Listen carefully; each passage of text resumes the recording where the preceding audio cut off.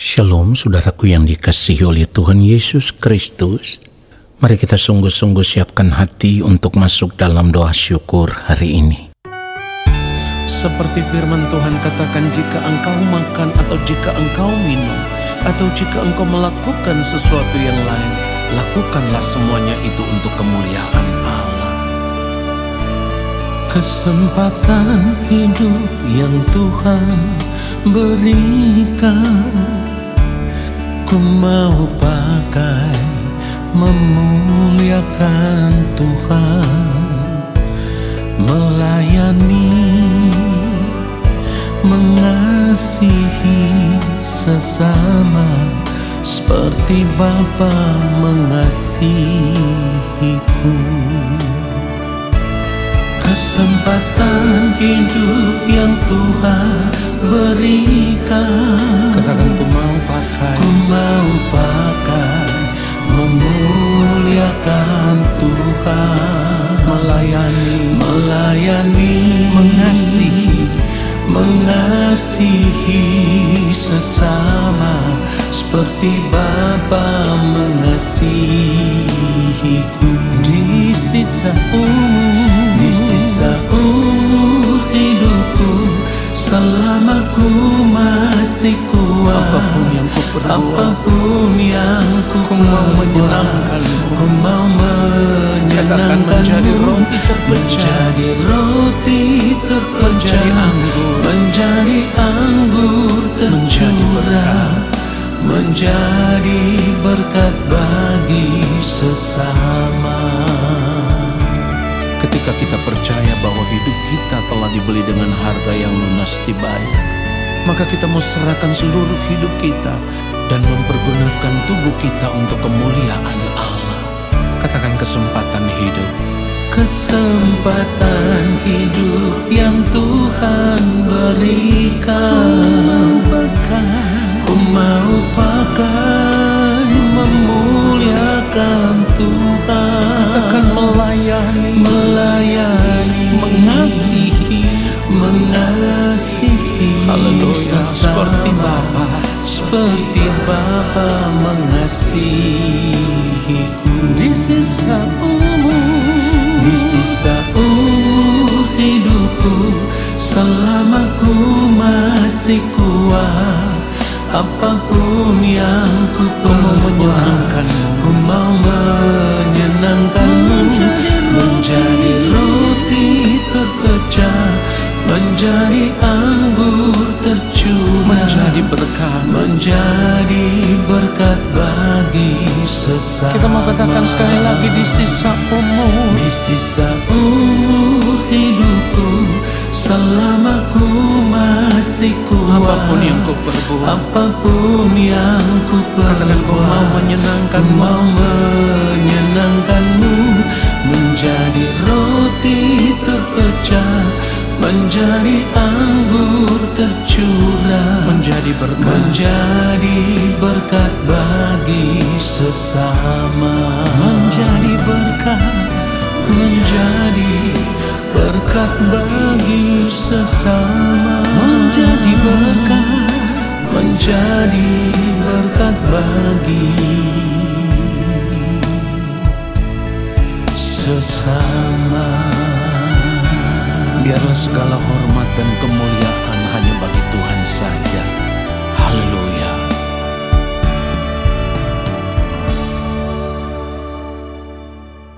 Mari kita berdoa.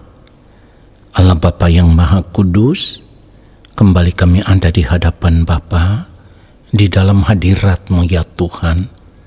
Kami mau mempersiapkan hati kami untuk menerima kebenaran firman-Mu. Berbicaralah bagi kami, Roh Kudus Tuhan, ajar kami mengerti setiap kebenaran firman yang kami dengar, lalu kami mau berjuang, hidup taat, seturut dengan firman-Mu, melakukan apa yang menjadi kehendak-Mu ya Allah, karena kami rindu hidup kami berkenan di hadapan Bapa. Di dalam nama Tuhan Yesus Kristus kami berdoa dan kami siapkan hati untuk menerima firman Tuhan saat ini. Amin.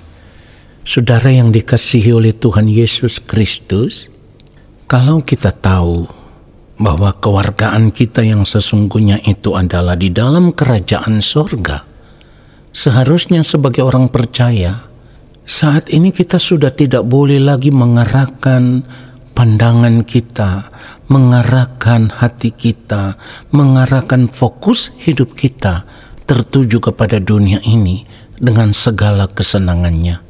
Karena apa?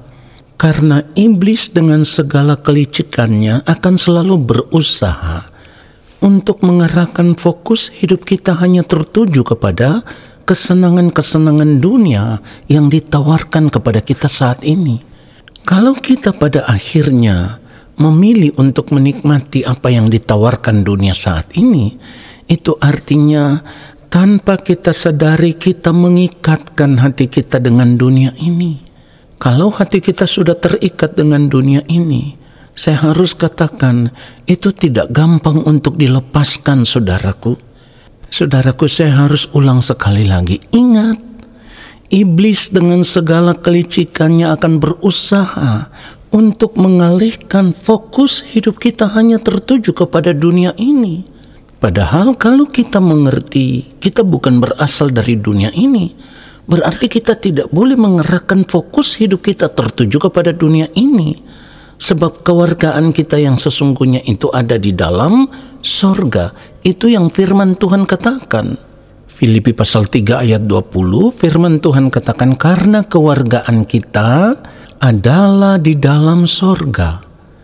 Dan dari situ juga kita menantikan Tuhan Yesus Kristus sebagai juru selamat. Jadi kalau kita tahu kewargaan kita yang sesungguhnya itu ada di dalam surga, maka kita harus mengarahkan fokus hidup kita saat ini tertuju kepada kerajaan surga, bukan kepada dunia ini. Oleh karenanya kita harus berani untuk memindahkan hati kita ke surga.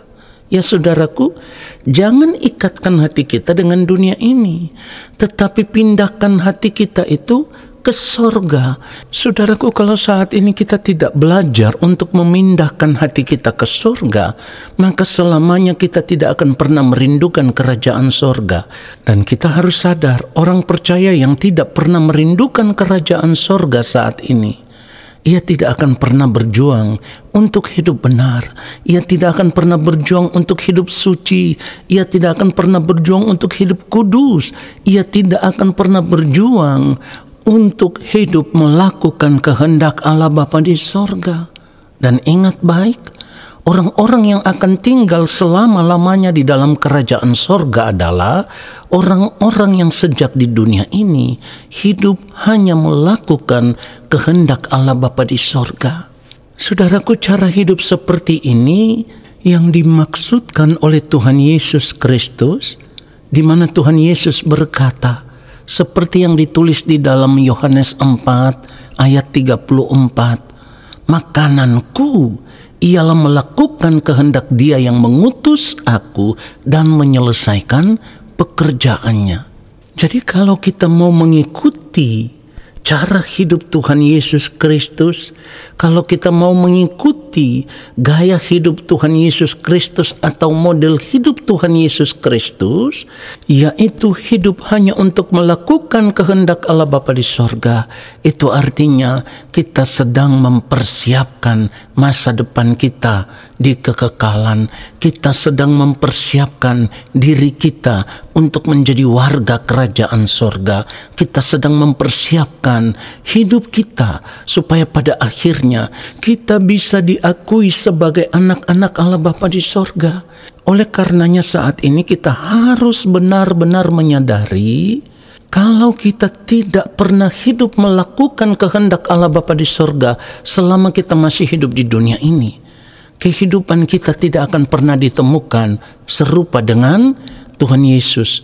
Padahal panggilan kita sebagai orang percaya, kita harus memiliki hidup yang serupa dengan Kristus. Hidup yang sempurna seperti Allah Bapa di sorga yang adalah sempurna.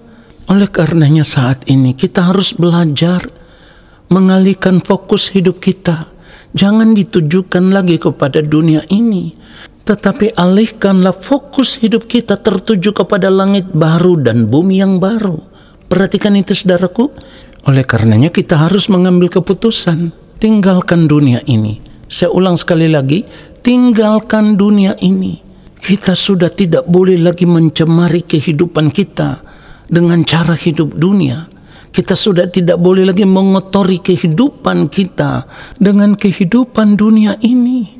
Ini yang dimaksudkan firman Tuhan yang ditulis di dalam 2 Korintus 6 mulai ayat 17. Firman Tuhan katakan, sebab itu keluarlah kamu dari antara mereka dan pisahkanlah dirimu dari mereka, firman Tuhan, dan janganlah menjamah apa yang najis, maka aku akan menerima kamu. Saudara perhatikan itu. Di dalam ayat 18 dikatakan, dan aku akan menjadi bapamu, dan kamu akan menjadi anak-anakku laki-laki dan anak-anakku perempuan.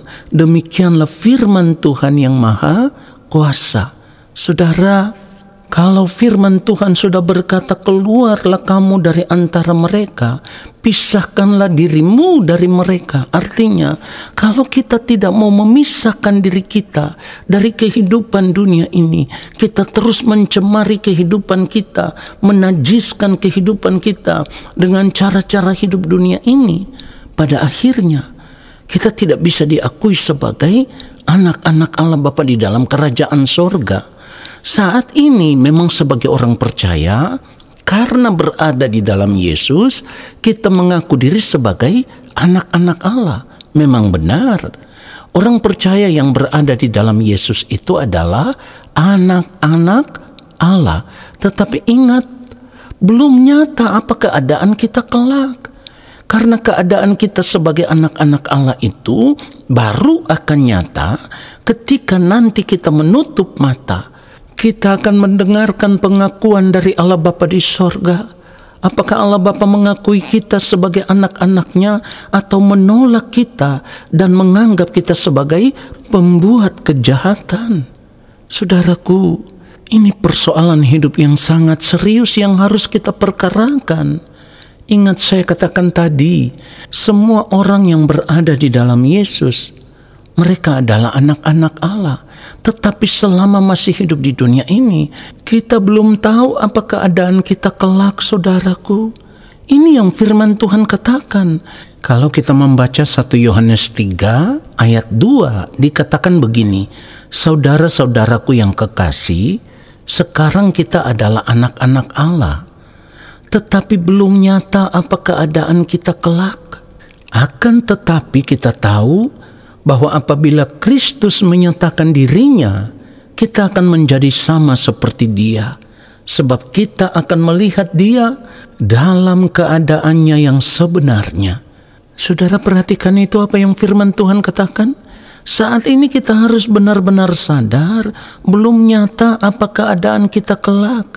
Apakah nanti ketika Tuhan Yesus datang, wajah manusia batinia kita itu serupa dengan Yesus atau tidak?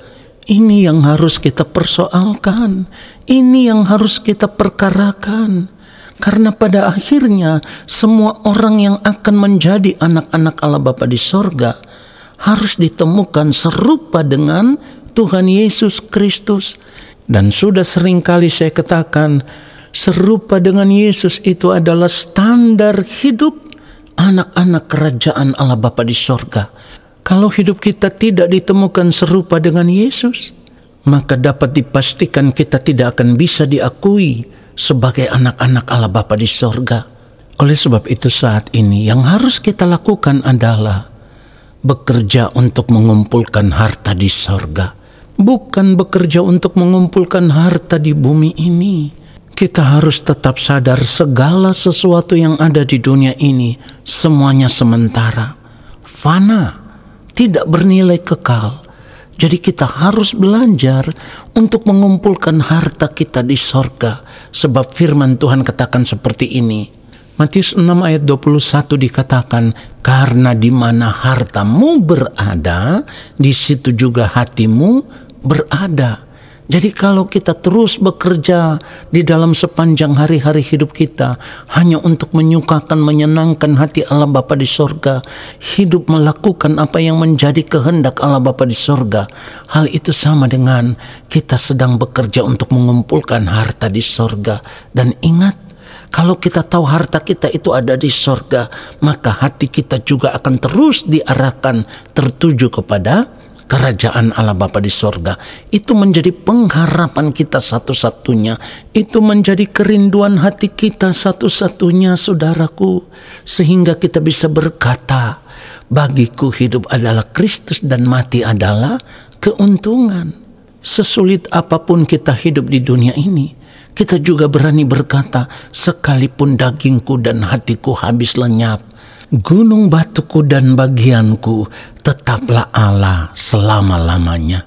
Saudaraku, biarlah kebenaran firman Tuhan ini menyadarkan kita supaya kita mau merubah cara hidup kita. Jangan hidup lagi seperti anak-anak dunia, tetapi hiduplah sebagai anak-anak Allah yang takut akan Tuhan. Hidup melakukan kehendak Tuhan di sepanjang umur hidup kita. Tuhan Yesus memberkati kita semua. Amin. Mari kita berdoa. Bapa, terima kasih untuk kebenaran firman-Mu yang terus menyadarkan kami. Dan saat ini kami mau mengambil keputusan. Kami tidak mau lagi menyia-nyiakan sisa waktu hidup kami yang masih ada. Kami mau hidup saat ini hanya untuk melakukan apa yang menjadi kehendak-Mu ya Bapa, supaya di ujung kehidupan kami nanti, hidup kami boleh ditemukan berkenan di hadapan-Mu ya Allah. Dan supaya kami boleh diakui sebagai anak-anak Allah Bapa di dalam kerajaan sorga. Terima kasih Bapa untuk firman-Mu yang memberkati kami. Saat ini kami semua mau mengangkat tangan di hadapan Bapa di sorga. Kami percaya Engkau akan menurunkan tangan dan memberkati hidup kami. Saudaraku, arahkanlah hatimu tertuju kepada Tuhan dan terimalah berkat-Nya.